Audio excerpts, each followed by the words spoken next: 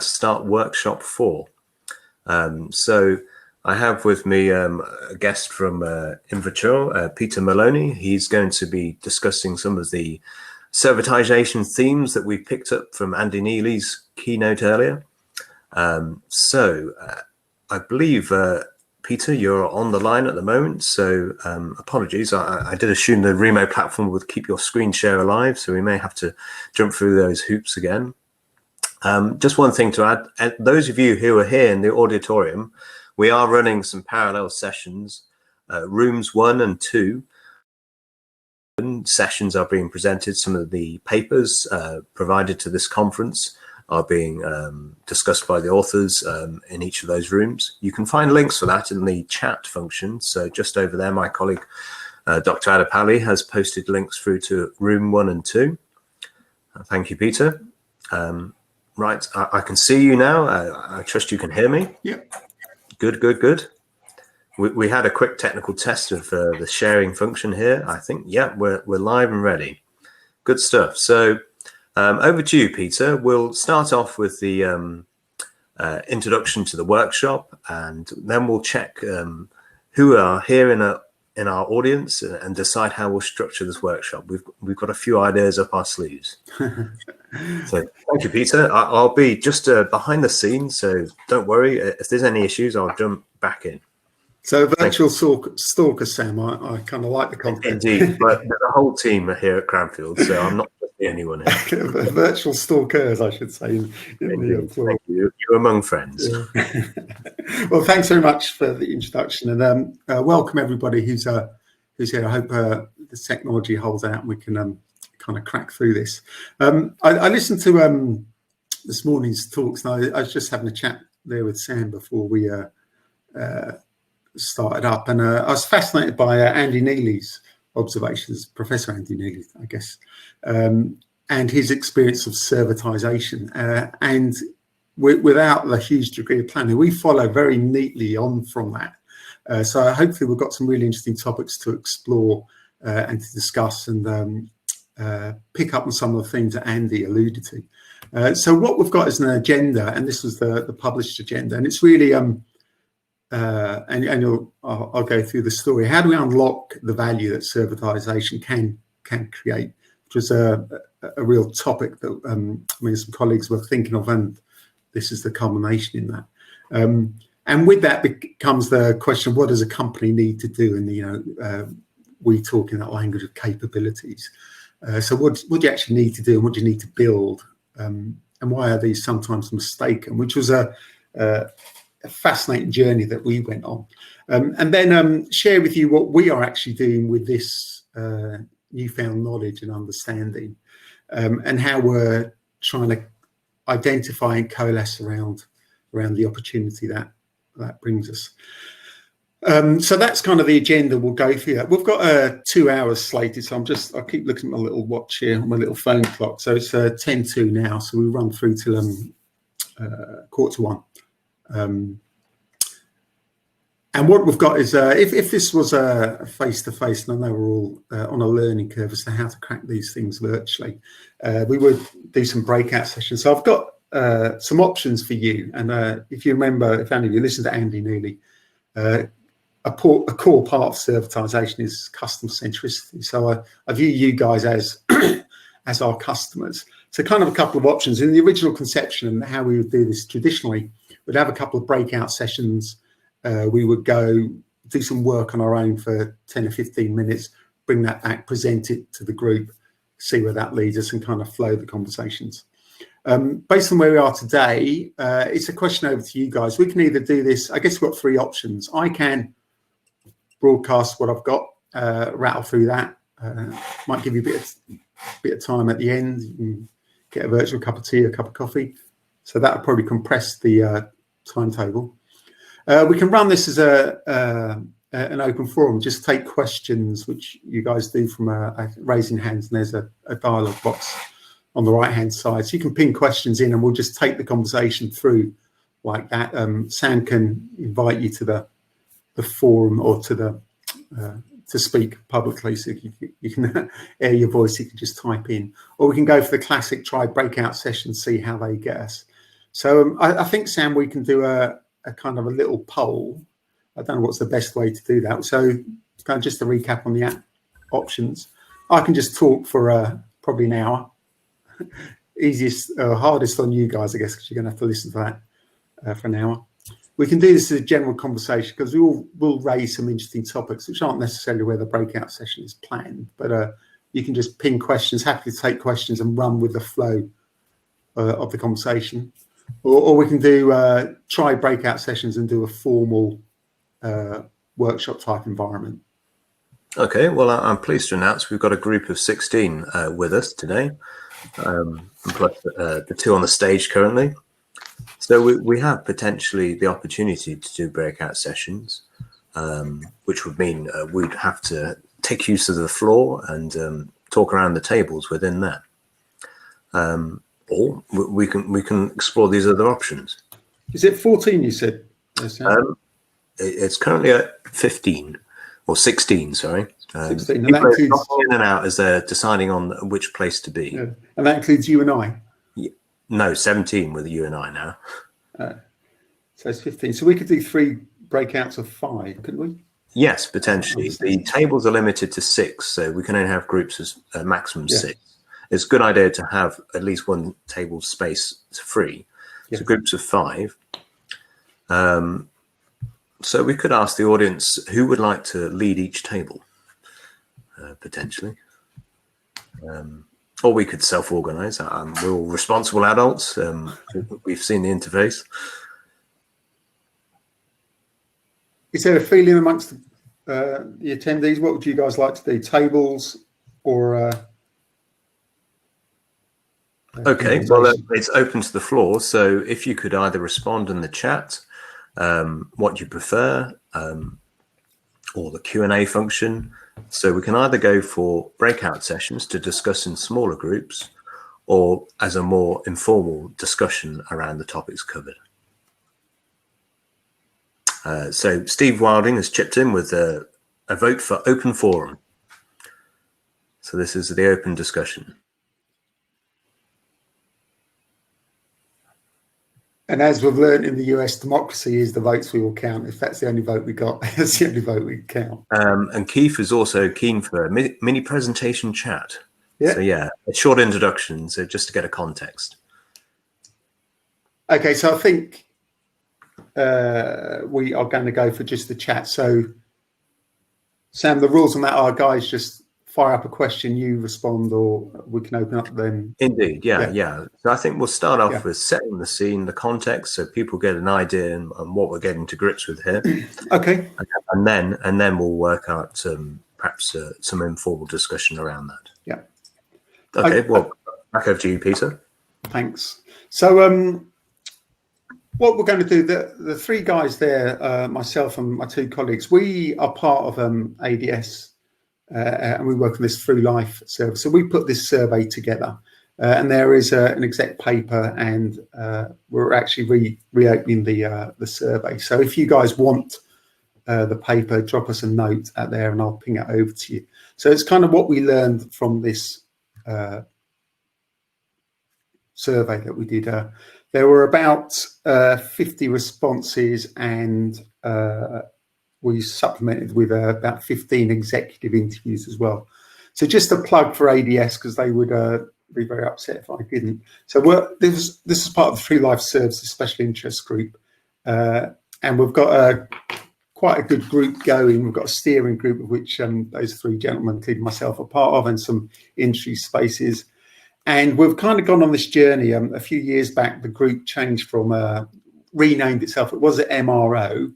And it changed the name to Through Life Services to reflect the changing nature of that sector, and also a desire to move the thinking in the group forward.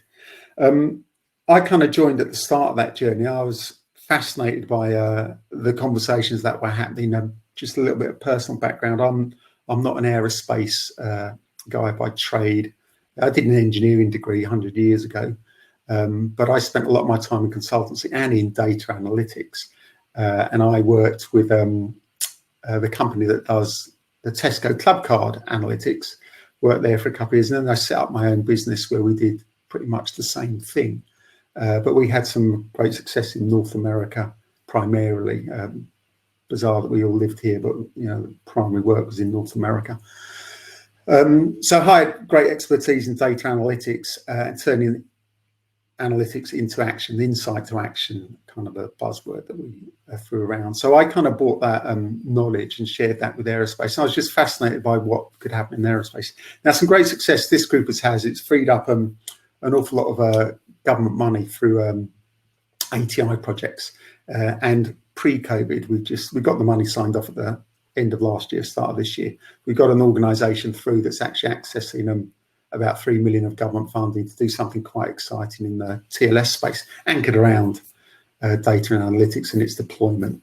So the ADS TLS subgroup going pretty strong, and it was us guys who commissioned this as an event. And I'll come back and mention something around Shannon, because we had a great event in Shannon a year ago, which was the catalyst for some of the thinking that we're now doing and moving this thing forward.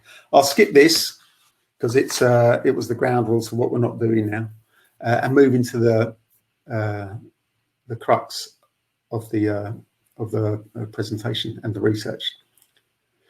So this is built off this idea: servitization is good for you and it makes money. And why else would you do it? To be fair, we're not operating charities; we're all in the need to make money. But there was this thing that, especially in the groups that we were running through ADS, that people weren't actually buying it and weren't having the success that they expected. And I heard this morning that 80% of these transformation programs fail. So we wanted to understand why is that, and so we kicked off this survey and tried to understand why. We had quite a good response. As I mentioned, we supplemented this with 15 executive interviews of quite senior leaders across their organisations, and some really interesting findings came out of those conversations, which I'll share. And then we did this survey, and we did it across the supply chain, from distributors and MROs, engineering services, materials and manufacture, and then parts. That's how we kind of categorised the respondents. And you can see there were small companies through to large companies and some very large companies. And we had a lot, those who were responded were P&L leaders, C-level leaders, directors and VPs, and this we had a few academics respond, influencers, and people who felt they were influencing company strategy. And it was clear as well when we talked about strategy, we believed with that level of response we would get a good view on organisational strategy, and through the breadth of what we had, the sectorial strategy. So that was kind of the hope and the belief. But it didn't really turn out that way, as we'll see. But the key thing that was really, or one of the things that was fascinating me as we kicked off on this, and Andy nearly picked up on this as well, is this concept of customer centricity. Because we'll see how that kind of manifests itself. One of the interesting things on reflection was through the executive interviews, I would say 10 of the 15, I haven't got the exact number, but it was a pretty significant number, believed that customer centricity was their USP. And of course, that creates this instant paradox. If you've all got the same USP, why do you believe that to be your USP? And what they were saying was, this is our ability to do what the customer wants. And we always do what the customer wants, and we give them what we want. So we'll focus on meeting customer needs, which again, I thought was fascinating, because in the world that I worked in, meeting the customer need was important, but meeting it regardless of what you did and how much money you made was you can't do everything for everyone all the time. But in this sector, aerospace, and sorry, the time of this, just to give that context, is kind of tail end of last year, November, December last year. So pre-COVID, of course. Everyone was absolutely focused on giving the customer what they want. So that was kind of the first takeaway that we had. But when we looked at the numbers in detail, so we did the surveys, and hopefully this shows up really well. We used a STEPS model, which is that box in the top left-hand corner. And that simply says, 5 stages to the utopia of a fully servitized business, going from simple product, adding in complexity to the product offer, and then migrating the product offer to a service offer until you get to the end point, which is about contracting for capability. So what we saw, we asked the question, how do you see your revenue changing over the next handful of years, 3 years? And most definitely there's this migration up that step model. So you see the negative numbers around product and basic service. That's where people are expecting less revenue to come from that proposition and more revenue as they went up. And indeed that one, there's a couple of negative numbers in that second column. Multiple services. This is where these guys are accelerating up. So they're going to see a decline in multiple service revenue and an increase in more complex propositions. So that is really interesting. And it shows, I think, most definitively when you think that is across the whole value chain, people are migrating towards service type contracts and service type relationships. We then asked, because again, the thing that's fascinating me was this customer centricity piece. What are the changes in the relationships? And we looked at both the supplier relationships and the customer relationships. And you can see that within the customer, we looked at these dimensions of risk, trust, and understanding. And you can see it's interesting. Risk is decreasing in one or two areas, and understanding, there's probably a statistical blip in not understanding the question. But really, we've got increasing across that risk, across trust, and across understanding. And this is suppliers understanding the customer. This is the customer trusting suppliers. And this is suppliers willing to take on risk, and the customer, of course, willing to take risk. And then we looked at the supplier relationship, and we were really intrigued, what's happening if this is how you see things outside when you look back to see the capabilities you might bring to bear on a customer, what's happening there? And risk seems to be sticking. Risk isn't being passed down the supply chain. It's just kind of sticking there. Trust is about the same, but not the same, overall, not the same dynamics as we were seeing in the customer relationship. And then we asked about the contract. And again, the question was, how do you see contracts changing over the same period and across these features? And again, this replicates what anecdotally what we see above.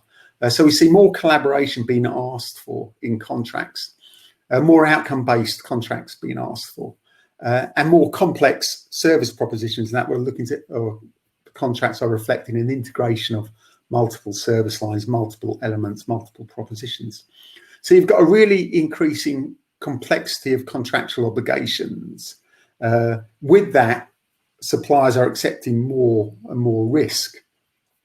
We were trying to understand this. This is backed up by the executive interviews to an extent, because if you think around that, servitization drives longer term contracts. So you see the contract length increasing. And there's less, if you've missed out on that first tranche, if you didn't win the 5, 3, 7 year, 10-year contract, you're blocked out of that for that duration of time. So a real importance in winning that work. But once you're in, the pressure to remain in and not cock up increases. And so you will do anything. So it was understandable, actually, I will do anything that customer wants, and I'll do everything to stay. And customers are getting increasingly acute to this. And, why wouldn't you if you're a customer? It's like these guys are in, they're going to take risk. So I'm going to shove risk at them. And, and I'm sure those of us who've been in the sales and the BD environment recognize that situation where the customer's saying, I've got this really complex thing.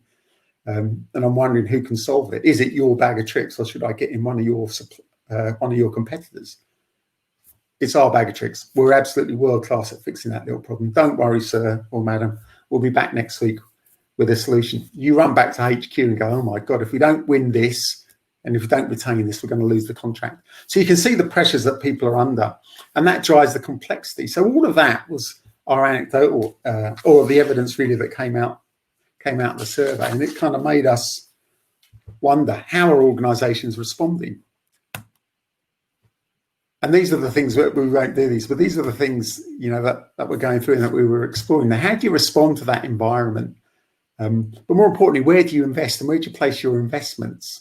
And is that actually allowing you to understand your customers better, or are you just responding to needs in a knee-jerk reaction?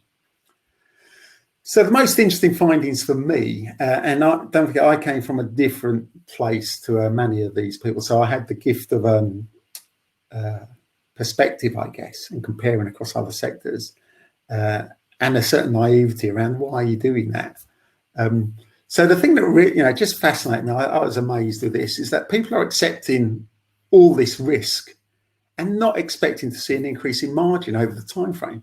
So all this risk is flowing down, accepting the risk and not looking to increase the prices you're charging, or not looking to optimize the service delivery so as you can lower the delivery cost. And I just, that just fascinates me. It's still, when I see it now, it's like, is this not all about showing me the money, or are we all working in some kind of charitable organisation where margin is secondary? So that's fascinating, and it kind of led to the next set of questions. But then kind of the clue came to me in this customer centricity piece, because we asked specifically around a set of capabilities, and we'll explore those capabilities more in the next few slides. Where's your capability level today, and where do you expect it to be in the next 3 years? And so in the survey, 50% of organisations believe they are world class at customer centricity. And it is an investment priority for 84% of those respondents over the next handful of years. So an awful lot of activity going into, we must become more customer centric. And I believe it is because of that little scenario that I painted, because customer centricity in this space, and customer centricity, as Andy Neely alluded to, pretty important for servitisation, around understanding what people are doing and understanding, meeting those needs. So I get the pressures, but in my world, customer centricity isn't about the customer is always right, because that's, I did some really interesting work a few years back now with an organisation, Sporting Bet, an online gambling organisation. And one of their executives was really worried that we were preaching the customer is always right. What we actually did, and it's a fulcrum now of servitisation as well, I believe, is understand customer data to understand what the customer needs are and how the customer is responding to your proposition, and either adjusting your proposition to meet those needs, or letting go of that customer because they're not profitable for you and they're not right in the long term. And when you take that as a customer-centric premise, your definition of customer centricity, I believe, changes and becomes something around aligning your organisation behind known, unknown, and future customer needs.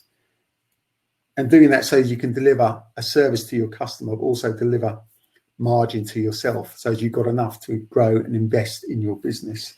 And I think that is really a key to servitisation.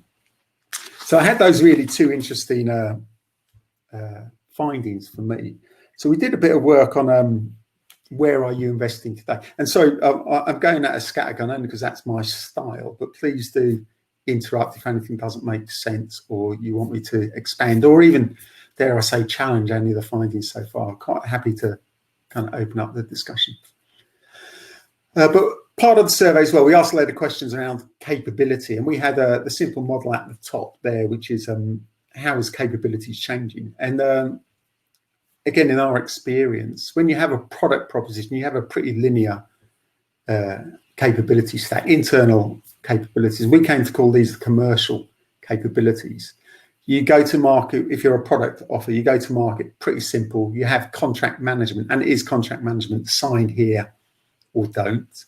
And then you have supply chain management, and that is really around, procurement of the inputs to achieve the output. Very linear, very simple.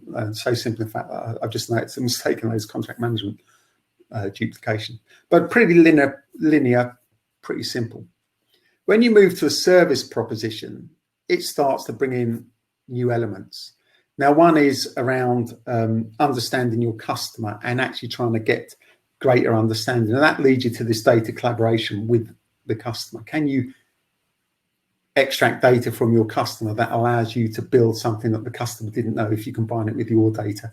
And that kind of creates a discussion point and creates ongoing value other than the usage of the asset or the capability you might deliver.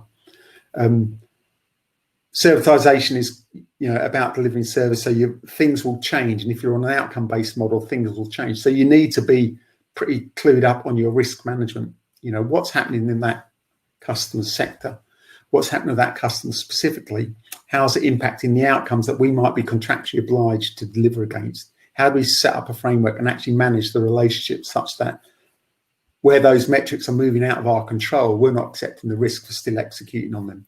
And that leads you to having pretty sophisticated and pretty clever contract management pieces going on there. So as you actually get the words in the contract such that you're not putting yourself on the hook for everything. And key to that contract management is this ability to manage your IP. Because whether you know it or not, and whether you're overtly doing it or not, you're sharing and using your IP to create value in that model. And it's surprising how many organizations are not actually cognizant of the fact they have IP. They are sharing that IP. And in the process of executing their agreement with a customer, they will create more IP. And most contracts tend to be written that the customer gets a share of that IP, either knowingly or unknowingly. So you don't have that IP for free reuse in future engagements. And that is one of the, as you move into service arrangements, that's one of the key things that drives future value, what you've learned and how you're going to apply that to future contracts. And then you've got your supply chain, because typically in those contracts, you're asked to do more than your core proposition allows you to. And therefore you need to be able to scan the horizon, your supply chain horizon, and vendors in your space. Understand what they're doing, understand the trends, because you want to be applying those trends and changes to your business so as your proposition improves. Because the worst thing you can have is your customer coming to you and going, I see that somebody over there in that space is doing something pretty clever. Why haven't we got that in our proposition? Why are you still using that old technology or that old capability? So the ability to manage your supply chain, not just manage it for cost, but manage it for innovation, manage it for changes, manage it for the ability to switch out subcomponents in your offer, start to become really key. And part of that, again, is data collaboration down your supply chain. So are you looking at your supply chain as a source of data that you can use for competitive advantage? And those things, linking the outbound data and the inbound data, becomes a core capability around managing software design and build. So in the service model, you've got all these new things going on. And these are the bits that many organizations aren't really picking up on and aren't building. And when you look back to why you're not making money, kind of the rhetorical question is, well, are you investing in these things that A, protect your money, and then B, allow you to grow the margin? So, you know, those questions, and you can see on this capability portfolio today, you know, these things aren't actually there. And where people think they are world-class in contract management, custom centricity, I would proffer they are not. They are very good at saying, yes, we can do it. And they probably turn around statements of work and incrementality on contracts pretty quick. But that's not custom centricity. That's not going to drive margin. That's not going to make you a really servitized business. And some of those really important things around data collaboration, IP, not that good at all, you know. And these, you know, these are the, I think data collaboration, what you do with data and adding new services, there's a real margin opportunity that most people are missing out on. You only have to look at the margin that the large technology companies enjoy and look at margin in classic engineering, especially aerospace. And they're hugely different. And it's kind of, why is that? What are these guys doing? And just a digression, when I got into this journey, I did some, just did some basic research, and I found I forgot what the name is. The forum at Davos, the World Forum, the Davos Forum, whatever it's called. But they had a talk on servitization. They had a fascinating talk by the CEO of Schneider, who was a French guy at the time. I can't remember his name. But he was talking about the transition that they were on from, and they didn't call it servitization, they were talking about digital transformation. But they talked about what that means and how that goes with their business. And one of the fascinating things to them, Schneider's a huge company, so it's got shed loads of cash at its disposal, shed loads of capability. A couple of things that were really interesting that he pulled out. One was the battle with his salesman. So he had a classic, he presented the classic archetype sales model: go in, do a transaction, move off, travel to the next person, go back, take them out for wine, golf, beer, food, whatever, but built a relationship around the set of transactions. Whereas when you move to this model, you need to do what in the media world is account management, but I'm never comfortable with that word. It just doesn't have, in my experience, doesn't have the right connotations. But the ability to get into your client on a regular basis with something and actually talk to them, not necessarily close a contract, but make sure that you know what's on their mind, make sure you know what's coming down their agenda, make sure you are aligned with that. That's kind of that was one of the core capabilities he felt his organization was having a real struggle in changing the mindset of his existing sales force to something that was more around relationship management. And then the really interesting thing I found was they had a huge R&D budget traditionally that they spent in physics and engineering, hard physics, hard engineering, so classic maths, because they were about power transmission. So the physics and the engineering around moving power up and down cables, actually using generators, an awful lot going on in there. And so this is 2016, this Davos talk, but even up to there, they had shifted half of their R&D budget. So think about that, half of their R&D budget out of hard engineering into software, into those beloved algorithms, into data management, a huge change in that business. And I've kept observing it. I've never actually been exposed to it. I'm just an observer, but I noticed on that journey 2 years ago, they appointed a new chief marketing officer. And where do you think they got that marketing officer from? Well, they oiked an American guy out of Oracle. So they knew they were on a journey to become a software organization, or much more service orientated, software being really important. So they oiked a CMO out, one of the leading software companies, to become their new CMO. And it was just, for me, it was a real manifestation of how they're changing the culture in their business, to bring in a CXO level from outside the sector with all that they will bring and all the challenges they will bring. But they knew they were on the journey. So I thought that was an interesting, really interesting change that those guys are doing, and managing the change quite well. But to bring it back to what's happening in aerospace, this is where we ask people, where are you investing? So the question was, where's your capability today, and what your capability priorities over the next 3 years? And you can see the color code. So red is bad, green's not really a lot happening. Blue is where we think we're making the bets. And you can see the right hand side there, customer centricity wins every day. We must understand the customer and do what they want. A bit around data collaboration, a bit around IP, but for me, it was actually some missed areas. These areas of what we came to label the commercial capabilities of risk, IP, and contract management. It's where there's a real gap going on, and where companies are just missing the piece. So we kind of we probed that around. We did a lot of the executive interviews were in support of this, and there was. We had some really interesting conversations. We had a set of conversations with this smaller MRO type company who were on the journey, and they had built up a customer interface onto their platform. And this is, one of those very simple tricks where you let the customer see the progress of their work and the progress of their arrangements with you, rather than having to ring up and have a conversation. So it's a real time, where are we now? And in doing that, they kind of recognize actually the customer starts to ask a lot of questions, but they see progress. And they had they recognized the challenge. How do we get the knowledge out of our people into some kind of software? So as people, we can capture the knowledge, because again, like many organizations, they see this demographic where a lot of the knowledge in the business is going to leave and walk out the door, because it's held in people's heads currently, or on scrags of paper.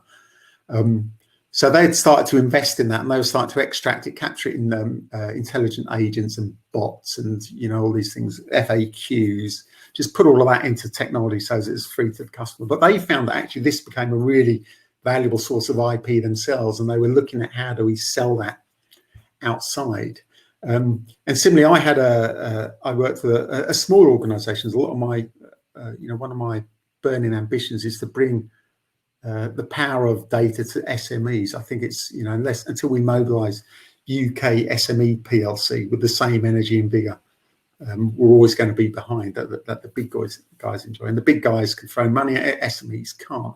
But this is some work I was doing with an SME who's a distributor in the aerospace supply chain.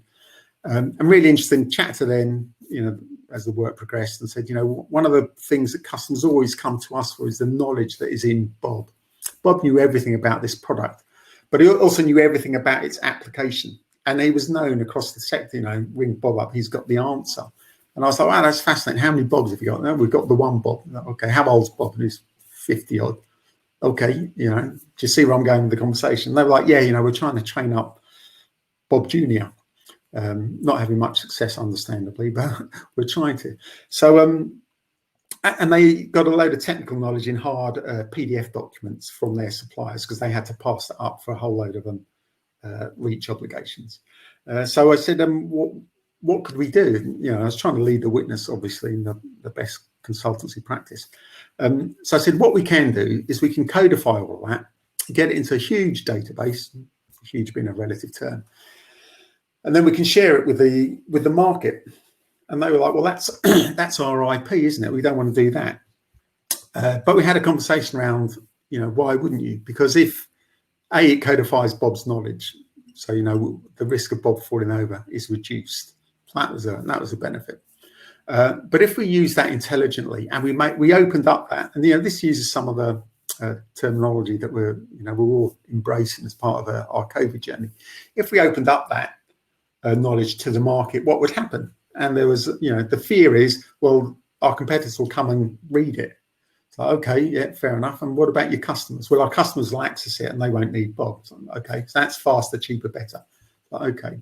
So what if we put some barriers and did the, you know, the great thing around when you get to data services is what in my world, when we've done this before, we call the heroin model. You give them something for free, but they have to keep coming back. So let's kind of not give everybody everything all the time, but let's give them a little. And let's start to create some tracking tools, and let's, you know, add a bit of what's now called gamification, but just a bit of interest to it. So let's kind of create some useful insights around what we have, and let's share it with the market. That will do a couple of things. It will start to reinforce your brand as the one where everybody goes to get success, to get knowledge about the product set. So your profile starts to go. It will open you up to a whole set of people who you don't currently trade with.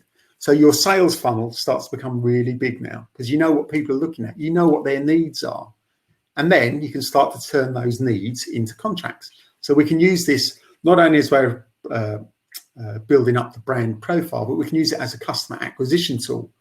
And we can also spot trends. You know, what are people talking about? What are people looking for? We can analyze that data and start to anticipate future trends. So this ability to turn what is in your organization today, turn it into assets, turn it into IP and bring it to market is really, really valuable. But it's not something a lot of people are actually using at the moment. And of course, those services are inherently higher margin and higher value. And therefore that starts to address some of those value questions that I posed earlier. You know, where is the money? Well, the money's in your business already. It's just you're not. A fantastic phrase I heard years ago in retail was, you're not exposing it to the danger of sale. And so, you know, I implore you all, you know, when you go back, what have you got that you could turn into money or turn into value? And there's a really interesting question this morning. I don't know those of you guys who were listening to Andy Nearly. Somebody said, is value only measured in money? And this is in the social contract context. But I would kind of ask that same question, is value money? Or could you do it as an acquisition tool? Could you do something else with your IP that allows you to ultimately turn it into money? And there are many ways if you apply creativity to what you do. So that's around the capabilities. The last question that we asked people was around technology. And, you know, as probably gathered by now, I'm a technologist at heart, but I love how technology can be turned into money, really. Technology per se doesn't really matter. But the thing that kind of annoys me and frustrates me is the thing on the left there, which is all industry is blasted by marketing output from the technology providers. You must get this latest bit of technology. You must do this. You must do that. If you don't, you know, the world will accelerate away from you, and you will not have a successful outcome. So we asked the question. We picked these technologies as some are buzzwords, some are, you know, pretty important. And the question was, what impact will these technologies have on you and your business in the 3-year time frame we were looking at? And you know, the scores were low and unsure, some impact or high. And again, I was quite taken aback by this, particularly by the low and unsure, which points to, in our analysis, a lack of understanding around what these technologies can do and how they can be used. So, you know, drones, robots in manufacturing, not really sure how it's going to impact us. Blockchain, I've got a particular bane about blockchain. I'm overhyped, and I'm not quite sure why, but there you go. Digital twins, which again were a big topic of this seminar. Actually, I've heard 2 or 3 sessions, particularly around digital twins. But people have been unsure as to how they're going to drive benefit in their organisation. Really worrying for me. And remote asset monitoring, I heard an interesting talk from Malcolm, wasn't it? Malcolm Lee at Babcock, someone around the way they describe remote asset management. So those are the things that were, for me, were quite shocking. I took heart from the fact that data collaboration, predictive analytics will have a high impact in the business. I would have expected that to be a whole heap higher, to be honest. But then when I look back at where is the investment going, the investment isn't following the potential impact of these data collaboration, predictive analytics. So again, you've got these trends that organizations aren't really embracing technology with a need to it. And that posed, the big question for us is, and this is the question posed in, the Made Smart review from a few years back. And it is always the challenge with UK. Does our lack of technology adoption and our lack of ability to embrace and understand technology driving the UK productivity gap? Or are we, because we don't feel we're productive, we don't look at it? So, we get ourselves into a vicious spiral rather than a virtuous circle. So really, those are the findings from the survey. I was going to do a bit on how COVID might have changed things, and this is some stuff I heard McKinsey getting a reference this morning, not particularly helpful. I find the McKinsey stuff pretty easy to read, so I kind of like it, being a simpleton at heart. So I was going to do a little bit of a session on COVID, but what I'll do is I'll get to a little break point in the agenda and kind of throw it open for some questions. There's some things that the next bit of the presentation is what have we done to maximise the opportunity, which builds up on those, what's happening with COVID. But hopefully I've shown that you can unlock servitization. Servitization can drive, in great value, financially through being closer to the customer, understanding their needs, doing things that they want in an open partnership, then doing those new things and applying those to other contracts. I think it's about the ability to replicate what you're doing, which means that leads on to capabilities, building up your IP portfolio and understanding how to turn your current assets into IP that you can then bring to the market. And those capabilities, along with risk management, supplier management, are the soft, I would say, if I call those soft ones because they don't require technology, those are the capabilities that can be reorientated in an organization fairly quickly. And then the data management and the supporting technologies around that, and turning data into insights and into value, capturing data both from above your customers and down below, and really interestingly, third-party data that sits outside but you have free and public access to. Bringing that together so as it starts to drive new service offers, which you can turn into higher value margin. So hopefully I've given you some food for thought on those. I'll stop and ask any questions. Apologies, I went at a rate of knots, but as I said, that's my nature. Thank you, Peter. So yeah, we have a more intimate group now because we've had a few people decide they wanted to be in rooms 1 and 2. But yeah, we can open up the floor to questions. We can operate as previous workshops, so we can any brave souls who are out there in the audience can volunteer. They can raise their hands. So using the Remo interface, you've got the more button. Raise the hand, and I'll bring you onto the stage, and we can have a round table discussion around some of the themes that Peter's picked up on. Or we can use the chat function, so fire a question in through there and I can relay that on your behalf. The Q&A function also works. So yeah, over to you guys.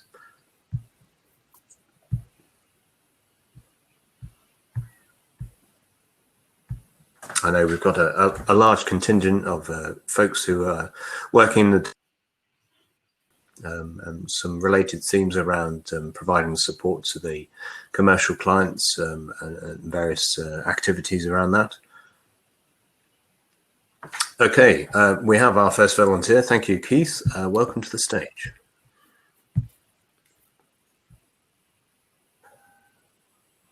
He's just connecting, so give him a moment or two.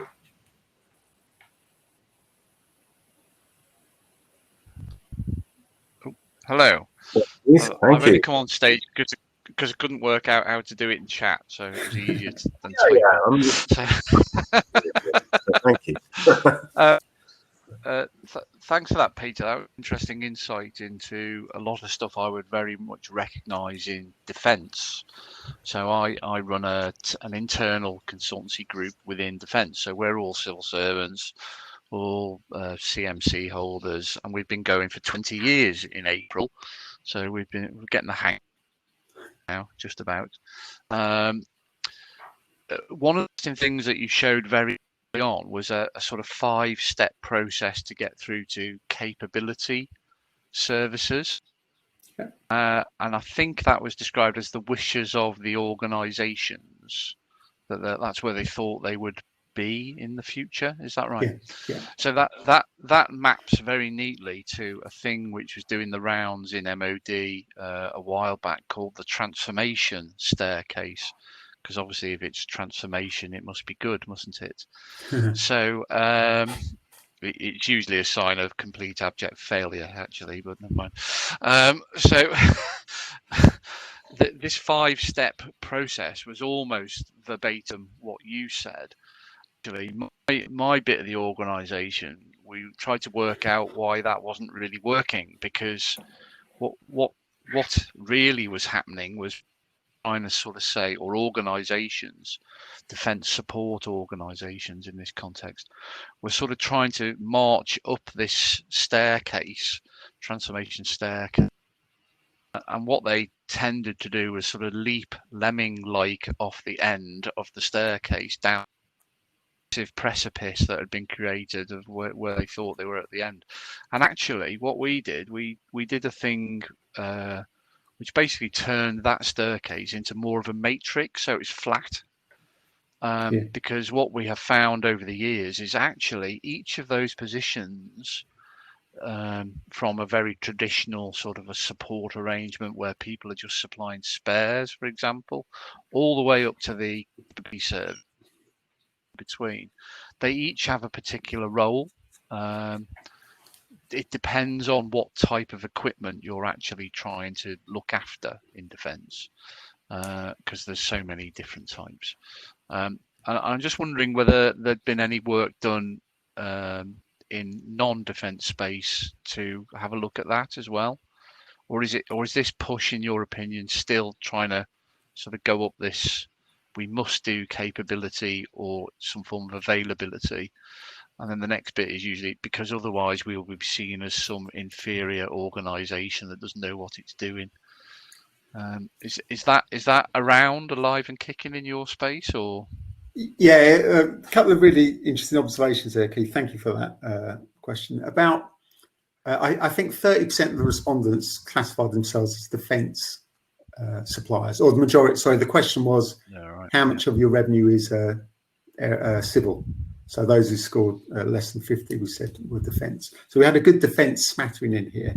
And interestingly, I recognised the model, and one of the guys that I mentioned at the beginning, he comes from the defence space. So I wondered where he got the model from. I kind of just accepted the model, but I think he nicked it out of defence.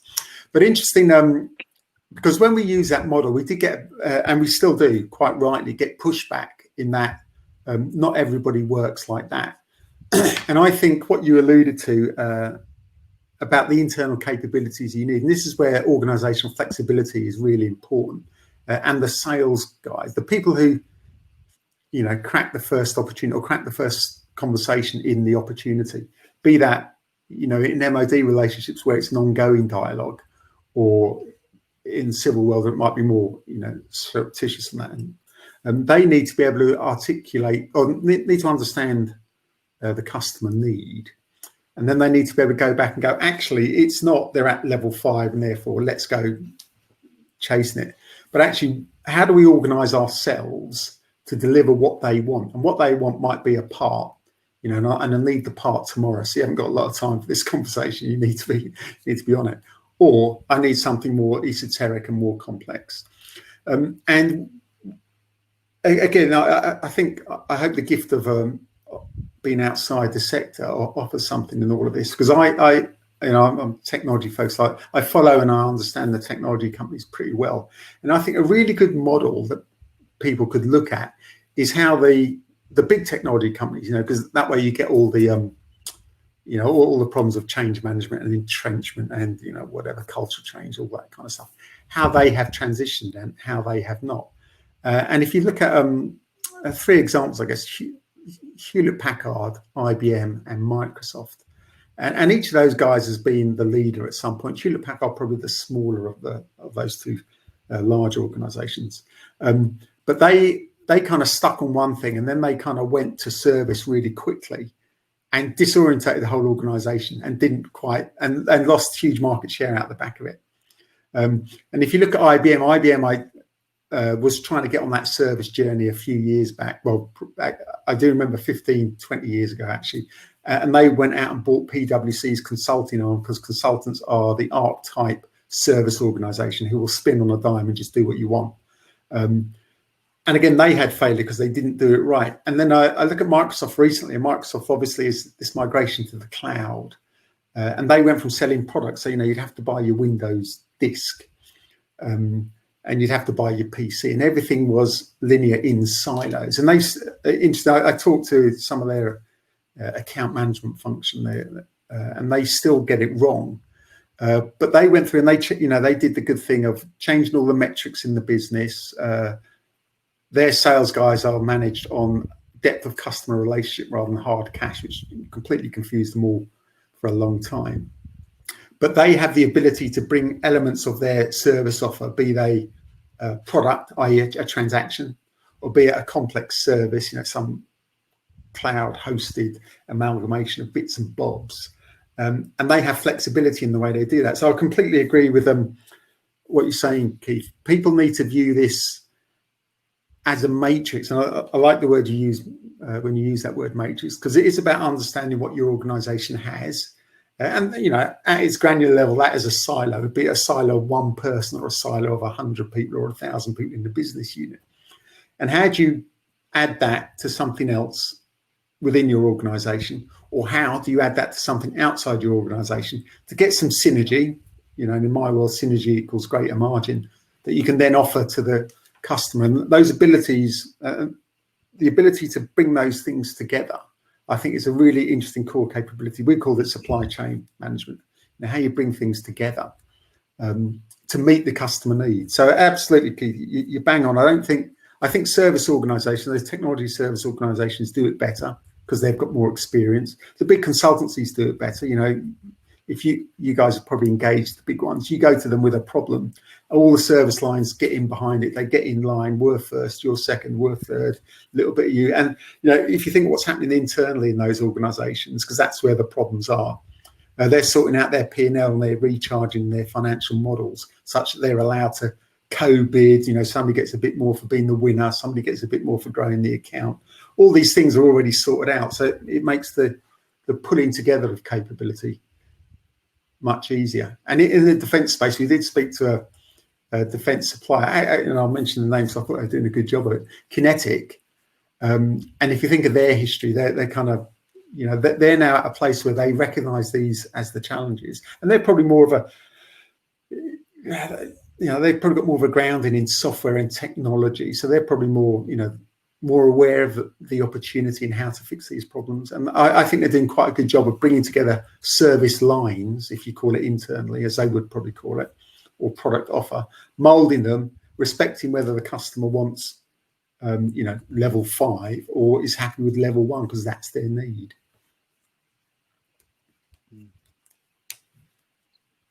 It's interesting you mentioned the joining up of capability. I was talking about this with Steve Wilding from Babcock, who's actually here. That matrix that we talked about, we call it the support options matrix, because they are literally options. Yeah. And there'll be pros and cons for each of those options. And another interesting thing that so your discussion there about organizations joining up to effectively cover off the list of things that always have to be done in whatever service you're providing. There will be a list, and you will have a demonstrated capability for some of those, possibly all of them. If you've got all of them, great, you can go it alone. If you haven't, you're actually introducing risk to the customer, because now they've got massive gaps in the service requirement. And pretending that you can do it is probably a big no-no, because you'll be found out one way or another very quickly. But interestingly, what we say is the move from a very traditional sort of, so in our context, MOD takes all the risk because it's all our fault, and suppliers just effectively do spot type contracts that you were alluding to before, for the provision of spares, for example, the provision of technical documentation. They're all spot contracts, and then the MOD puts the whole thing together. But actually, what it's actually about is risk, as you say. And as you move across the matrix, as you hand over the freedom to make choices, because that's what it's actually about, is that you hand over the freedom to industry to make the decisions that MOD, for example, were making in the very traditional work, because they're on the hook. They're the ones that go to jail if you get it wrong. Whereas as you move across the matrix, that responsibility, or rather the risk, is held by industry. So they better make sure that they actually can control and manage that risk. Again, see point one. If you can't, it's going to go horribly wrong for you very quickly. So the alignment of your conversation and what we see over many years of doing this is it's completely aligned, really, with exactly as you said. And I would also agree with you. My favourite phase is follow the money, because and I think I said this yesterday. Never kid yourself that it's about anything else. It's always about the money. In fact, if people say to me, "How has your organisation existed for the last 20 years in the MOD?" That's unheard of. And the answer is, I know the money. So we know our return on investment. It's 102 to 1 at the moment. We know exactly what it is, and that's what stands you in good stead, because when the hits the fan, it's the accountants that come out and start adding things up. And if your numbers aren't the right numbers, you're gone. So I would agree with you on that one as well. And of course, all the other stuff that you said, so the social contracts and the green stuff, again, John Okyunku and myself were talking about this, trying to get the green agenda in. The easiest way to do that is to write a really good business case that the money works. Oh, and by the way, you get this spin-off of all this other stuff as well. But because if it doesn't pay for itself, you're not gonna get anybody signing up to it.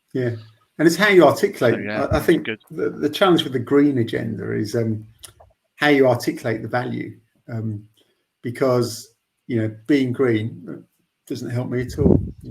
But I think you've got to help people understand. Well, actually, that's your brand perception, and that's your consumer interaction, and therefore, ultimately, it will lead to people going, "You're a bad company, and I don't want you anymore." And being able to align that, I think, is the conversation that doesn't happen, and that leads to the conversation around metrics and measures, because in customer centricity, I don't think people have the right measures. In fact, when we're doing our interviews in these organisations saying we're customer centric, I say, "Oh, great. What are your measures?" And the measures were revenue, which I concur with. But I said, "Well, do you measure anything else?" Like, well, no. And I point back to I mentioned I'd worked with I love this story for organisational alignment and metrics and measures. But I worked with the organisation that did the data analytics for Tesco. Tesco had a very simple customer proposition. They called it these 5 customer promises, and they were, we do good food at good prices when you want it, in clean stores, in a good way. And it was something. It was no more complex than that.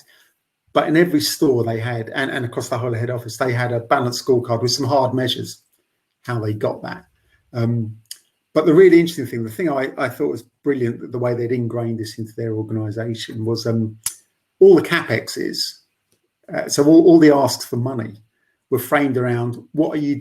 It wasn't what are you doing; it's what are you doing for the customer promises.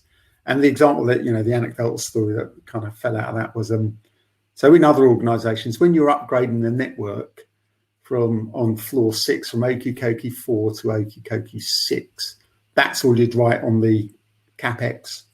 And pick on the IT guys. The IT guys would go in with their spanners and their floppy disks, whip one out, put another one in, jobs are good. But in the new world, they refused those CapExes and said, well, it's not doing anything for my customer. So the guy who was writing the CapEx, and this drove organisational change to a brilliant level, had to write, in order for my buyers to buy food at the right price at the right time in the right place, they need to have information that's going to be cheaper, faster, better, and therefore upgrading from Okie 4 to Okie 6 is the answer. And just that, that was the CapEx. I'll shed loads of information behind it, obviously, but the decisioning was, is that good enough, and is it going to meet our customer metrics? But it just drove everybody in the same direction. So, it fascinated me, the ability of those small changes and that focus on customer measures and customer metrics had. And I think not a lot of people go that far. They don't think, because you'd link green to that agenda or to that scorecard pretty easily, and you would measure, is our investment in green publicly known? Do we make the most of it? Are we exploiting it? Could we do it elsewhere? Could we turn it into an offer to bring to the rest of the market? So I think green exploitation of green, if I could be so crude, I think really important. Yeah, it's interesting because when Daniel Brissoud, I don't know how you say his surname, yesterday, he was talking about this eco-efficiency equation, and one of I think it was something like value over environmental impact, and I asked the question, so well, is there a standard metric for that version of value? What is it? Because otherwise, how are you going to compare where you are in the pecking order of how good are you at this then against versus everybody else? And the answer was, well, there isn't one really. We're still working on that, and that's why this sort of standardized metric approach is so important, because especially in defence. So for example, we are introducing well, I'm sure it will come as no surprise. If you're in an air environment and a sea environment and a land environment, they all have completely different metrics. Well, why? How the hell does the business, because it's an enterprise, make investment decisions when everybody's using, the 3/3 of your organisation are all using completely different metrics? So we've brought in a standard way of expressing. And this is our customer look. Yeah, tell me what you want. Demand. I really like to know what the forward demand is, please. Well, we're in the enviable position of we don't need a sales and marketing force because we own the bloody customer. They're still within our organisation. So just tell us as part of your day job. It's secret. Yeah, but we're in the same organisation. Yeah.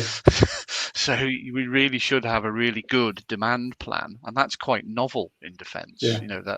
And people are fighting it. They're sort of saying, well, we don't want to tell you in a standard way what equipment we want. Well, why? Well, then we won't be special, and oh dear. But it's the getting this aligned view of what's going on, and therefore the data sets that come up behind that into the servitization model. But it's, we spend a lot of our effort on behavioral change as well, and I'm sure you see that as well. And trying to engage those executives that gave you all the inputs to the various graphs to actually, because what we hear, because I speak to a lot of execs in defence-led businesses, and most of them say, I have no idea what's going on. Yeah. I have no idea what is actually happening in each part of the organisation. Yeah. I've got big hints, but I don't really know. And their biggest worry is, I'm going to get found out at some point. It's like it's really bad, really bad. Okay, yeah. So it's great alignment, really useful. Yeah. Thanks. But if you drop us an email, I'll send you the executive summary. You can have a read. Oh, great. Yeah, that'd be brilliant. Yeah, my name turns up somewhere, I'm sure. Yeah, great. Thank you very much.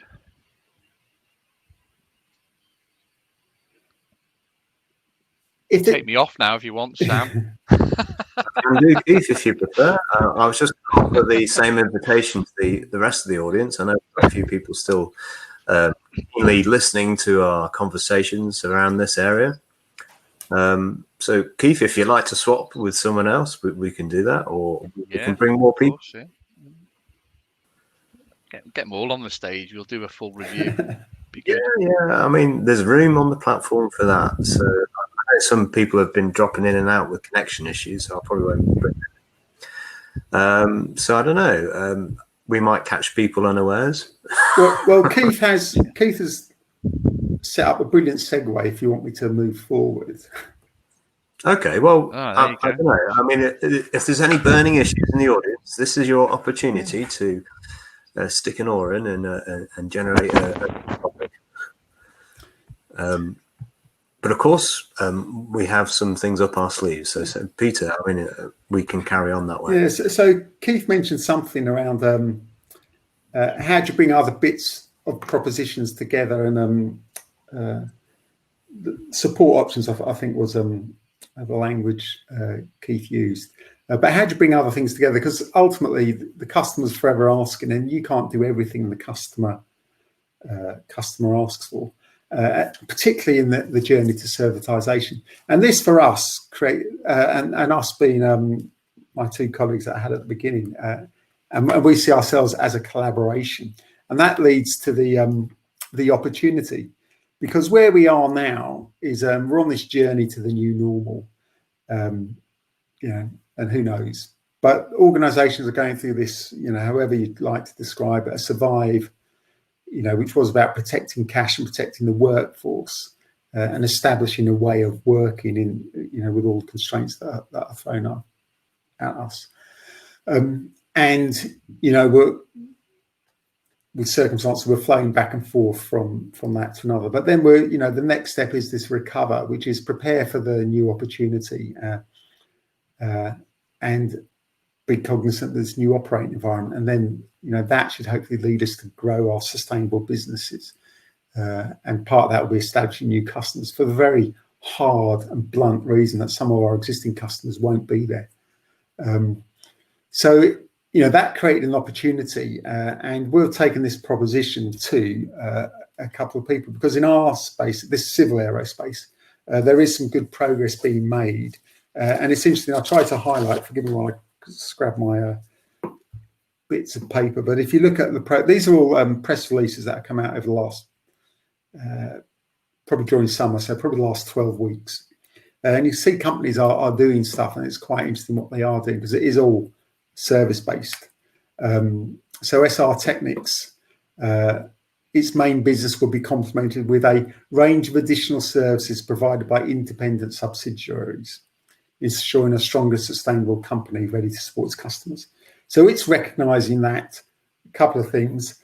The pie is going to be smaller because it will take a while to get as big as it was. This is aerospace now. Defence will have its own challenges, but they will be the same, I would imagine, when the bills start to hit. So the pie's got smaller, so what do you do? Lufthansa Technik, obviously a big company, and will survive because its government is supporting it quite significantly, but it's investing an awful lot in digital technologies and the work that goes with that, platforms. ClassJet, which is a private jet, has found its niche, so it's gone deep and hard, and it's looking to drive down cost of transportation. AJW has renewed its contract with EasyJet. APOC Aviation is trying to align services with new demands from customers. That one on the left, Amatec. Rossiero will co-design with Antavia. So collaboration going on, and Magnetic MRO is doing digitising its inspection program, which is quite interesting. The IP that's going to come out of that will be really interesting. So what you see is, if you put all those together, the opportunities around combining capabilities and working collaboratively to pull something off that is bigger than what it has been in the past. So we have taken this proposition to consortia. I was just struggling with the word for a group of companies. To consortia, and we're getting quite good traction where they recognise that the world has changed, and they recognise that where they used to operate in a silo, they're going to have to spread out and deliver something much larger. And I was talking to a bunch of guys yesterday, and that's exactly what we're going to do. They feel if they collaborate around the core proposition, so each of them what they do, they will have gaps. So how do they bridge that gap? How do they pull that together? How do they fill the gaps? And we had this, to leave a bit of imagery in your minds as I kind of draw to the end on this. They talked about this patchwork quilt, and how do we move from a patchwork quilt to a nice duck down duvet where we're all nice, tight and warm, and we understand what they're doing. And some of the messages that they brought out, which will resonate with what we saw earlier, really strong, simple proposition, the ability to flex what we talk about to customers, the ability to understand where the money is made and where the money is not, pull all of that together with their operational capabilities, some new capabilities that they might require, mainly around data and analytics, to be fair, and combine that with strong commercial capabilities of contract management, risk management, supplier management, collaboration management, all become key. And where we are heading to on this is, these are SME type organisations, so they're not the biggest in the land. So these are, they happily classify themselves as tier 3 and tier 4. Is could we offer this to those companies in some shared service model? And the shared service would be the front end business development and business winning capability, because they recognise they have, as I alluded to earlier, transactional sales guys, and they need to have service sales guys. And that phrase I don't like, but they need account management capability going on. They need new players brought into this proposition, and it all has to be supported by technology, big data, cloud infrastructure, and deployment is actually, in our language, it's using the output from insights to create money. So this is an opportunity that we see more people being aware of, and it's naturally, if you are surviving and believe you're going to come through the current crisis, then you've got to turn your mind to, well, actually, what do we do next? And the market will have changed fundamentally. I think, if you look at our personal lives, we're all on video conferences the whole time. We have to learn new ways to build relationships with people. We have to learn the rules of virtual engagement, which, to hack back, I look at my daughters. I've got 3 daughters, and they just ping each other whenever they want, and they just get chatting. Whereas I think my generation and people of my ilk and people who've been indoctrinated in organisational working to date, we would send, in this day and age, we would send an Outlook message, can we have a 15-minute meet to catch up? And we just got to break that cycle and get used to just reaching out and touching people. But we're going to put all these things together in a shared service model and offer it to that consortium, so that consortium can then bring it to the market, to what's left. And we're putting in place these building blocks now, so as 3 to 6 months down the line, so coming out of Q1 to Q2 next year, we will be able to bring this to the market. And if you believe Boris, by then we'll all be sucking the is it the blue pill or the red pill they do in the Matrix? But that will have the cure to all known problems for mankind. That is the end of what I was formally going to talk and present. Hopefully, I've been able to show you some of the findings from that research. There is a much more articulate executive summary, which if you ping me a message, I'll send out to you. And we are reinstigating the survey, because we'll be fascinated to see post-COVID, or in COVID, I suppose we are now, COVID, how the results have changed from when we did this probably about a year ago now, and get it as a bit of an ongoing metric and monitor of the journey to servitization. So thank you for your patience. Thank you for coming along and listening to what I said. If you've got any questions, we're happy to take them now. We're scheduled for another 45 minutes. There you go. That's the power of workshops. If we'd done workshops, we'd have eaten into it at half an hour. That fairly easy. But happy to take questions, Sam. I don't know what the protocol for you guys is. Yeah, so we've got the Remo platform. There's a few ways to reach out and discuss. So we've got the raise hand function. You can join us here on the chat function. You can post a quick question there, or the Q&A panel. So that's over on the right-hand side of the screen. Just type in on the lower part of the screen, and we can respond to your questions. I know some in the auditorium may be loosely engaged with the conference because they're probably busy in other meetings as well. I know we're busy in the digital world with parallel meetings. So yeah, but other than that, I thoroughly enjoyed listening to the discussion points you raised, Peter, and then certainly an interesting look at the world of servitization, the benefits it can offer. Certainly, I've worked with colleagues in the past, Howard Lightfoot and others, who Tim Baines over at Aston as well. Other folks who've done quite a bit of work in servitization. So we even offered a number of short courses and that sort of thing to try and get people on board with the potential benefits for this mode of operation for any business.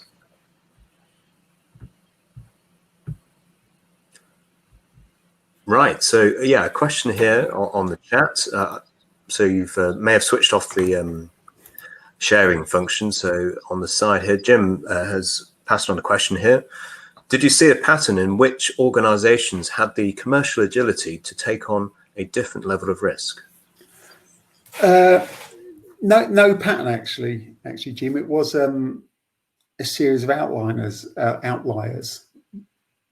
would say we had some interesting, very large OEM provider who recognised they had in their delivery of an MRO, a service proposition to their customers, they had 14 different contracts, and they, this is a huge company, and they had just an awful lot of internal bickering going on before they could offer a smooth service. And they recognised this, and they were on the journey to fixing it. And as I alluded to, one of the examples, a very small company was very agile around the way it was coming together to offer those things. So there was no pattern. I think it's probably a function of leadership and where those leaders come from. And again, as an outsider to this sector, it's pretty hard to penetrate, and therefore injecting new thinking into it, I think, is one of the challenges. So, no pattern, no discernible way. I think it's people who are, have taken the pill and have decided they want to go on the journey, and then depending on the size of their organisation, I think they struggle with the internal change, because there is, as I alluded to with that Schneider Electrics, there's an awful lot of change, an awful lot of things that will go on. But I will be fascinated as life pans out post COVID, how many of us are up for change, because certainly in my experience, I do a lot of change, and I often have to stand up, or I found myself standing up in front of the board, the senior dudes in the organisation, saying, hey, look, we've all got to go and do this, it's good for you, it will generate money, lives will be happy. And they just go, no, we can't do change, it's too hard and too complex, and we never can do. And I'm desperate to get myself into that position again. And when I receive that response, I will just say, well, look, here's a scenario. Look, run me through how you do this. If I gave you 3 weeks to get 90% of your employees working from home and close your office, what do you reckon? Any chance? And it's just fascinating the way, people have completely turned their organisations on their head and still been effective. So I would hope that people are able to bring those lessons from a massive, huge change into what will hopefully be quite simple transformations in years to come.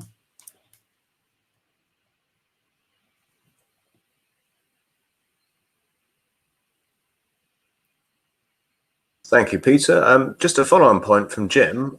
So he's raised his experience in big defence primes have a very conservative Many business units are too used to the MOD taking all the risk. I think Keith may be able to present his view there. I recognise the bickering and agree leadership is key. So thank you, Jim, for that point. Just on that, Jim, because we did, as I said, quite a few of the companies we chatted to in defence were the biggest companies, and I think there is a change coming in that relationship. I'm really interested to pick up Keith's kind of observation on this. In that, actually, I think COVID's going to accelerate this, because you're going to have, you've got Dominic Cummings trancing around Whitehall. He's absolutely asking, where is the value in this? Why are we doing it?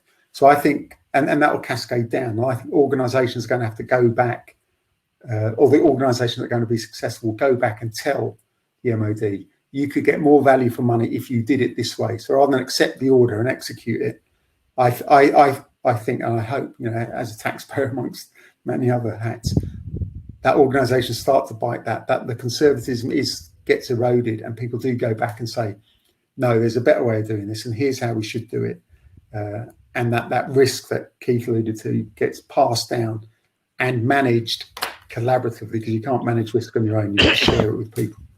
But actually, it'd be interesting to hear Keith's observation on that. Yeah, I mean, the problem we have in MOD is, and it's really obvious to me when I sort of take this higher level view that most people don't get an insight into, and when you have the wrong type of commercial arrangement, which translates in my language to the risk is in the wrong place, i.e., and as Jim says there, typically MOD are taking all the risk. Well, actually, if you're a design authority of an equipment that owns all the IPR and in theory knows exactly how this thing performs and how it needs supporting and all this sort of stuff, by making MOD take risk on support topics, what you're actually introducing is significant risk to the OEM, because you're sort of saying to the MOD, can you confirm what I already know, please? Well, how the hell does the MOD do that? They don't have any knowledge, insider knowledge, better knowledge than the OEM of their own equipment. So actually, we introduce in this context delay. So if you have a very traditional type arrangement with an OEM for their actual equipment that they know everything about, it's actually a very expensive way of doing business, because that's then loaded with a shed load of money to cover the risk of the MOD interfering in the decisions that really should be made by the OEM, and vice versa. If you get it the wrong way round, and it's actually, if really that type of contract should be an availability type contract, which basically says to the OEM, you're in the best place to make these decisions, not me. Therefore, and I hear it all the time. Oh, you can't afford an availability contract.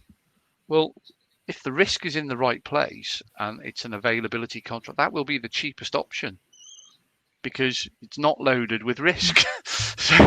And this is what I see time and time and time again. And actually, I have perfect examples, quite a few examples, where we've moved people across that matrix from very traditional positions to availability contracts, and the price has gone down by 20%.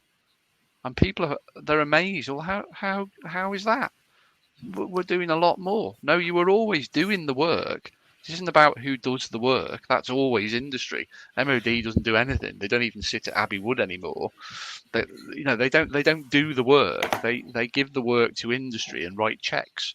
So it's about risk. It's the servitization piece is always about risk, transfer of risk in the right place, I would say. Jim's come on now. Hello, yeah, Jim. good to see you. Yeah, I worked for a small aerospace organisation that's now part of a much bigger one back in the 90s. And we had a power by the hour contract for Tornado flight controls. I think in about 1997 we got that. And so that's in the early stages really of Rolls developing the model and so on. And because we were a small company, and because we felt we knew the product, we were willing to take on the risk. And you're absolutely right, Keith. We didn't do any more work. We didn't. We didn't. I don't think we charged any more money really. But what we did was we sweated the assets far better than the MOD did, because actually we only had a handful of assets to worry about. We knew them. So we had a guy whose job it was to see how many of these assets were on which operating bases and move them around to where the customer needed them. And we used white vans to do it. So, for an overnight shipment, that cost £17. It was, so it was really easy to do that. And then we could decide which of the assets we repaired when they came back to the facility. And sometimes, depending on our workloads, we'd do the easy ones. Sometimes we'd do some deep overhauls. Whereas what was happening before was, every 3 or even 6 months, an MOD Arctic would turn up with a whole load of assets, and we'd go from having no work to loads. So we took the ability to manage that, and it was those operational improvements really that made the difference, more than the that getting paid by the hour or whatever was all very nice. So whereas now I'm with Babcock, and we've got a number of business units that typically pick up MOD outsourcing type projects, and we're very risk averse. We're very, very cautious, and we recognise we need to change. We certainly want to, but which is why I sort of noted your point, Peter, on leadership, is that's got to come from the top, and people saying, yes, we will take on more risk, we will restructure our contracts, and we're starting to do that in a few areas, but many of our business units really only do work when they're paid to do it, and that's kind of the wrong attitude at the moment. I've got an interesting observation on what might be driving that, and kind of a couple of stories. One is and aerospace and defence, I think, have the same characters. And I think it's the engineering mindset. And I'm doing this, I'm doing some work on skills, and it's quite interesting. The engineering mindset is, I know it all. I absolutely know it. And I remember through the ADS, we go and we visit companies and have a chat about stuff. So I can't remember the name of the company now. It's down in Tunbridge in Kent, but they made cable, essentially.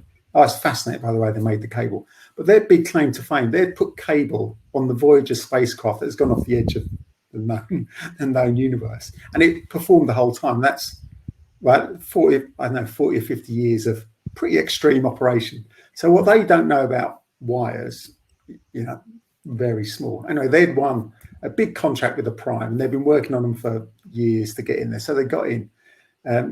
And they had an engineer in the Prime who was writing the specification for the delivery.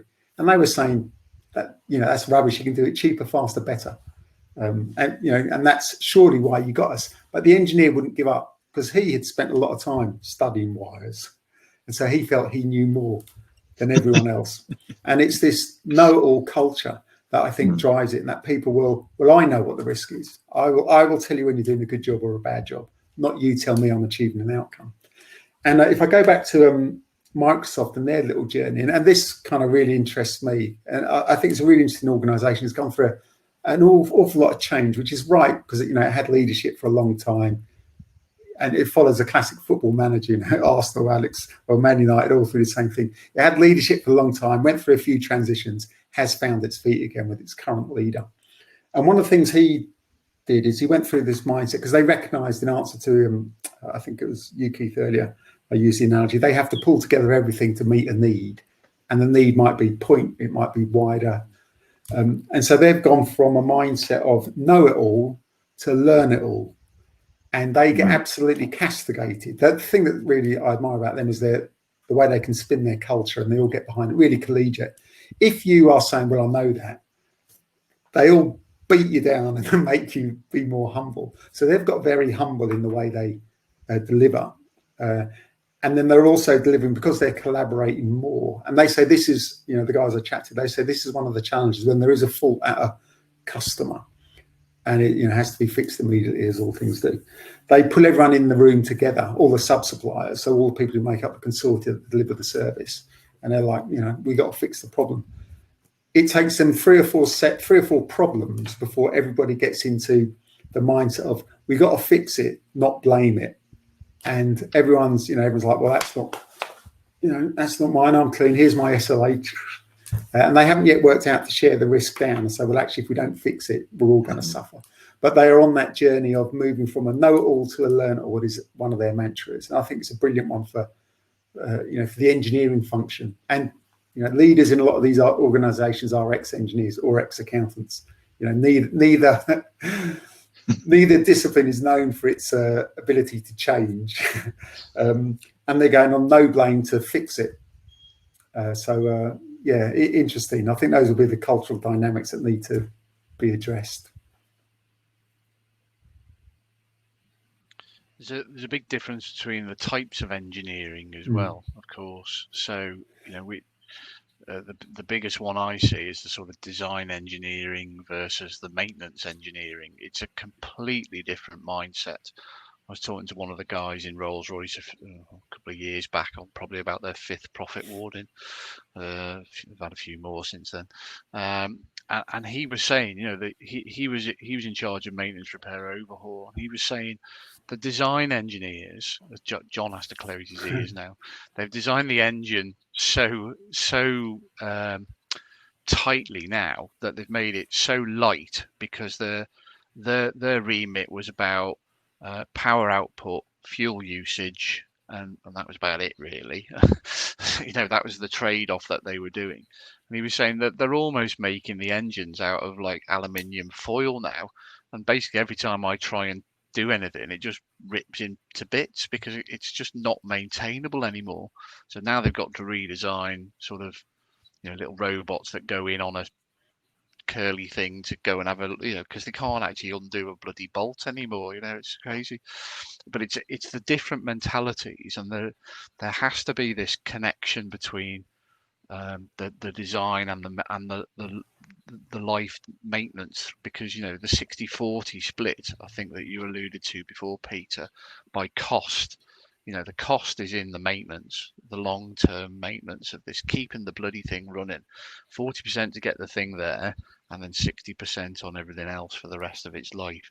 It's big money is on the maintenance side, which is why the servitization of through life engineering services, and I have this debate all the time. It's the worst thing we ever did, put engineering in that title, because it's not just about engineering, it's about all the business aspects, and it's like that connection of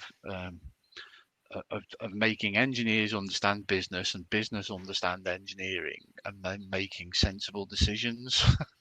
and that's the bit that's really missing at the moment. I'm trying to put these business models in place to sort of force the hand of organizations almost to do that, is what we're trying to do. But it's really quite hard work in large organizations, as Jim said. The executives just haven't got a clue about about the engineering practices, and as I said, vice versa. So you've got to come up with this servitization language that will connect the whole organization. That's where something like PAS 280 is really useful. We spent a lot of time trying to just say, well, what are we actually trying to look at here? What's the gaps? And of course, all the engineers went straight to the sort of bottom right of the PAS 280. Oh, that's the engineering space. I love that. And all us sort of went, well, sort of towards the business bit. And yeah, but you need all of it actually. and the bit that was missing was the planning piece. The bit, trying to join up the two elements before you do anything is tell me what you're trying to actually achieve, so that I can, both from an engineering point of view and from a business point of view, so that we as an organization can make a sensible decision about, that seems like it's the right way to go for our strategy. So let's do it, and then you get people behind it. And that's the bit that we find in small, medium, large organizations that's completely missing, is that connection. Bit worrying really. It's not just in the UK, it's everywhere. And people think it happens, and it doesn't when you actually go and look for it. good news is we're trying to rectify it. The bad news is that's my job. That's why I'm knackered. Nearly 22.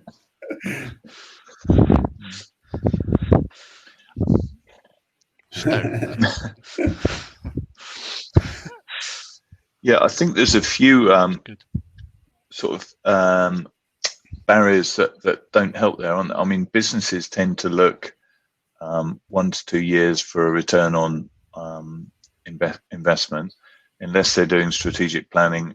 And then, certainly what I've noticed recently is anything further than 5 years is too hard to visualize.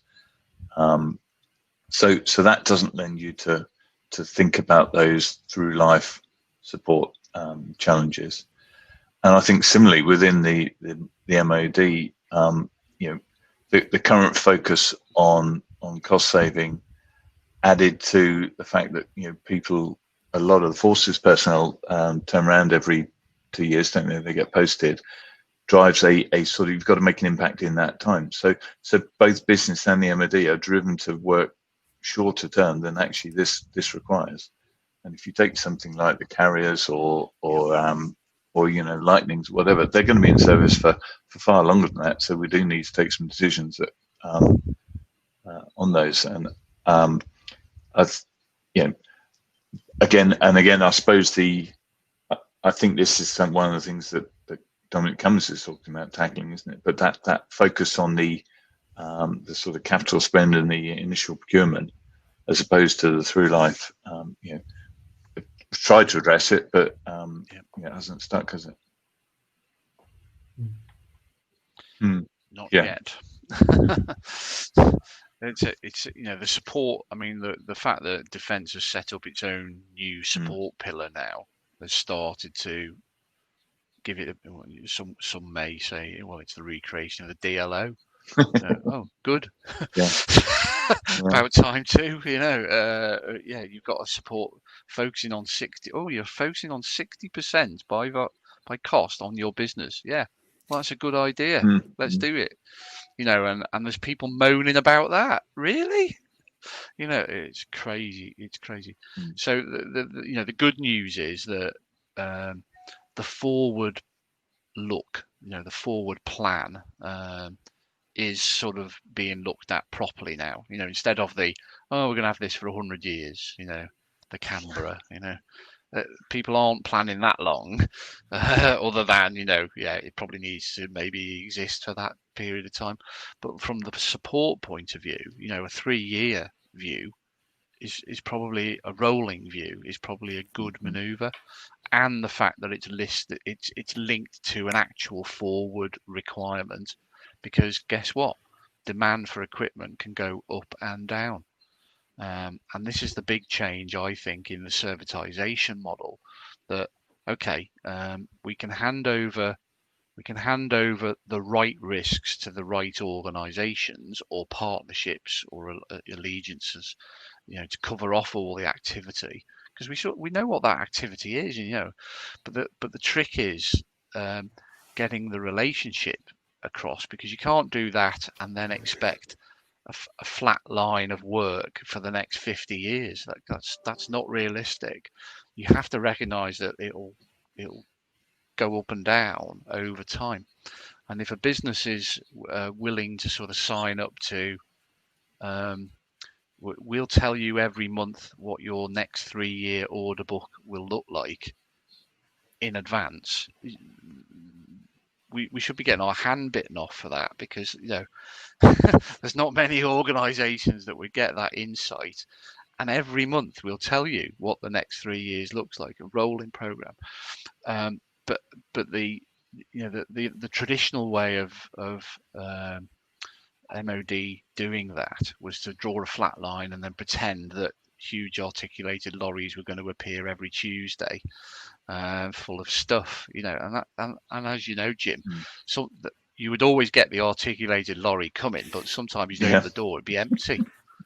But that's because it was on a round, and it comes around every Tuesday. Yeah, but it's bloody empty.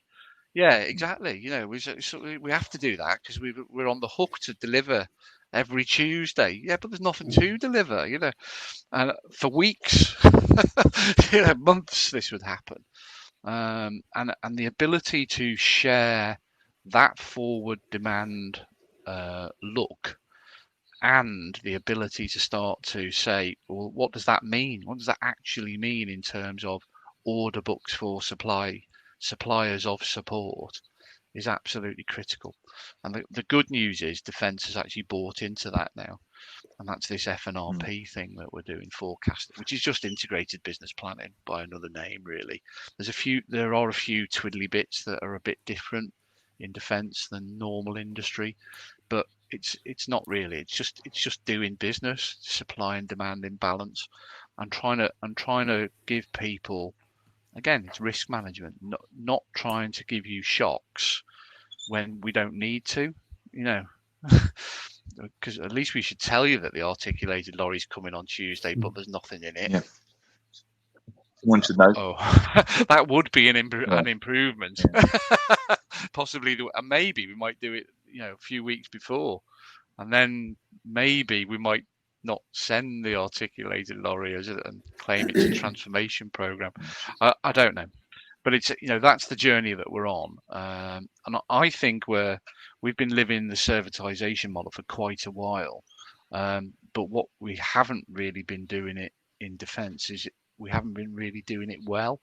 But what it has been able us to do is to identify things like the transformation staircase makes people jump off the end, so we've worked out what doesn't work, and we're starting to get to the I don't have to make much stuff up anymore, because we tend to be a bit righter about the decisions that we're making now. And I think as I said before, we're starting to get the hang of how we do this. But a lot of industry hasn't really worked it out. They're still quite far behind. And I'm a great believer in working stuff out by doing, if you can afford to do that. And we've been in the unenviable position of being able to do that. And this COVID thing has worked exactly as you say, Peter. The opportunity to do that has driven all sorts of interesting scenarios to accelerate it. So yeah, it's been. Sorry to interrupt, Keith. We've had a question from the audience from Steve Wilding. That popped up in the chat. So, do you think that we'll get to the point where that rather than a demand plan, we could move to a capability plan? Almost certainly. But the problem is people currently conflate availability and capability is the first observation. And my argument would be, let's get the equipment right first, and then we'll start doing all the other stuff. Because you don't. My aim is to get defence equipment available when somebody's actually expecting it to be available. That would be a massive win, and it's not at the moment. It's all over the place. It's so random. So once we do get availability of equipment in hand, actually capability is just a mixture of lots of different assets, equipment being one of the assets, and you just get all of those assets, be they information assets, manning assets, pilots, tank drivers, fuel, bombs and bullets, all available at the same place at the same time when somebody wants it. That's the answer. So yeah, we will get to capability planning. I mean, they will argue that they do capability planning ad nauseum. I'm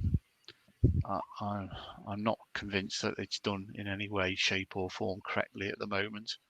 The first clue is that a lot of the capability planning was done at Abbey Wood, which is a supplier.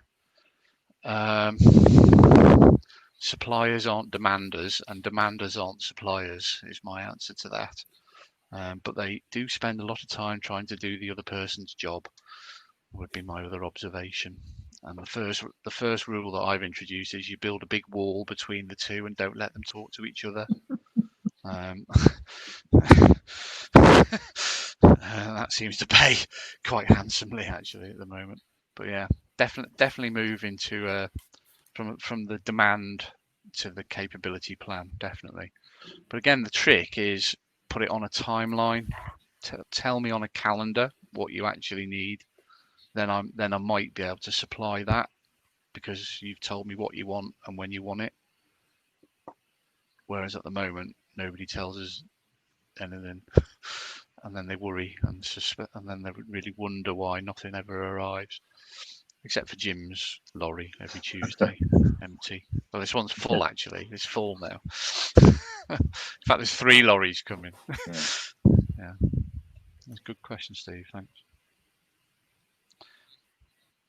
So there are lots of business models knocking around at the moment. So I think we've got in defence, I think we've got most of the building blocks. I say I'm quite heartened that it aligns to the stuff I've heard from you, Peter. It's sort of, it gives me a hint that we're probably on the right, in the right ballpark at least. And again, we're never completely certain. I'm not going to do a big told you so, because there's always we build in on purpose continuous improvement. It's built in systemically rather, because you have to always see what's going on, and the world changes, strangely enough. We've had a few examples of that over the last few months. So don't paint yourself into a corner. It's probably the other learning point that I've come across for many years doing this.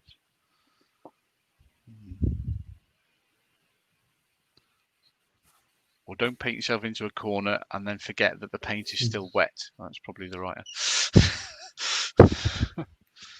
Otherwise, your hardwood floors look a bit dodgy. Yeah. Oh, Steve. I wasn't going to join you because I think over the last couple of days we've been sort of hogging the limelight ourselves. So your point about capability and availability is quite valid.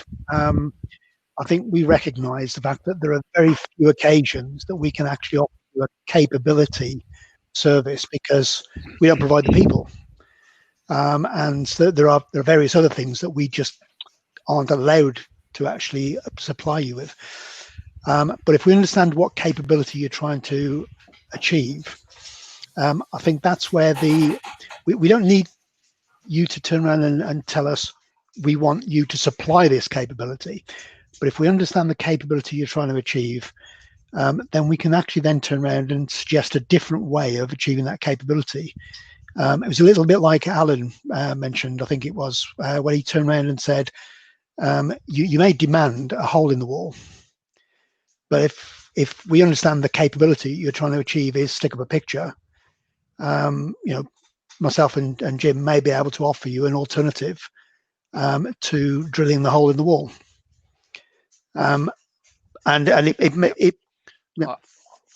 think I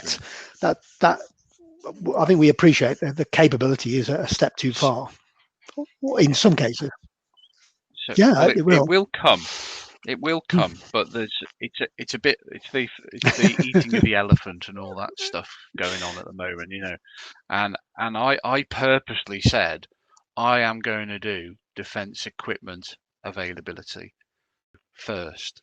I had to bound my system because that elephant was so big, and I will show that you can run a business and a defence enterprise and get equipment available when it's required within allocated budgets, and I don't mean some randomly allocated budget. I mean actually allocated budget to do the job.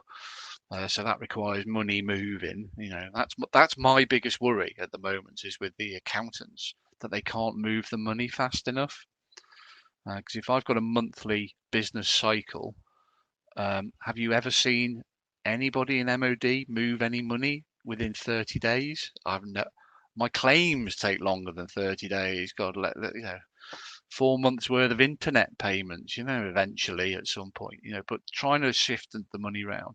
So a lot of it is to do with the enabling functions. So we sort of know how to do the business bit now, but a lot of the enabling functions, and I include the data sources as part of that. And this came back to the chap who was just talking about, or was quizzed about, Andrew Neely, we were talking about how do you how do you know the value of your data before you go and chase your stakeholders? Well, that suggests to me that you don't actually know your business, because if you know your business, you know exactly how each element contributes to the total output. Now, what you might not know is what the number is in each of those pieces of process, the data points, if you like. But what you can do is play games. John Erkey will love me for this. So you get a bit of a digital twin going on. Digital twin, and you plug the numbers in, and then you run the model, and you see how it works, and then you can prove that that piece of data is actually a dominant feature within that system. So where Peter was saying before about, the gross tonnage weight carried in the back of a big digger or whatever it was, that is probably a critical piece of data for that scenario. Therefore, the value of that is significant, right?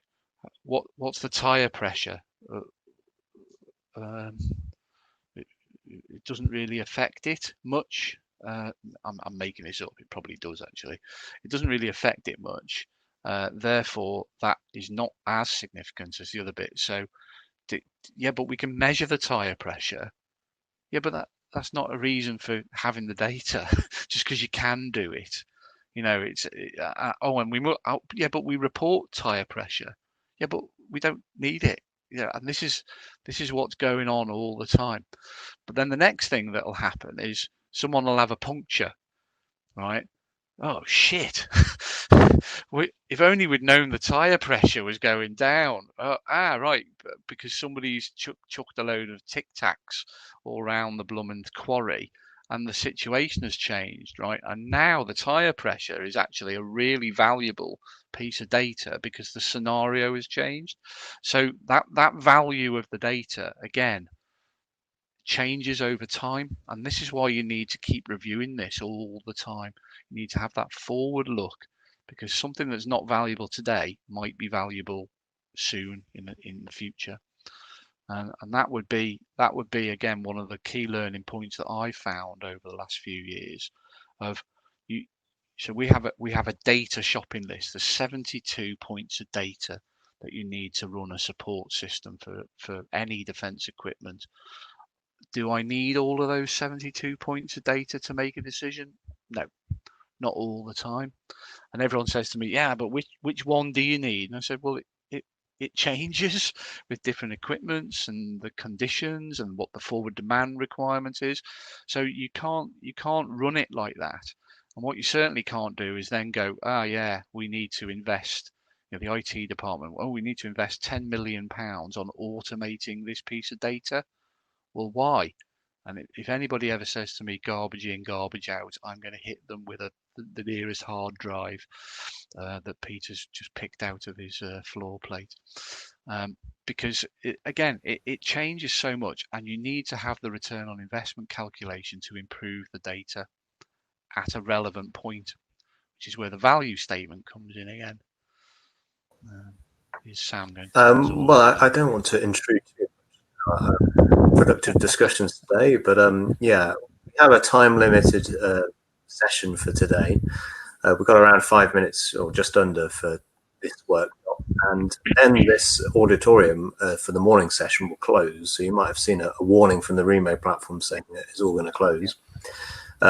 We also have an afternoon session, so this conference continues into the final part of today.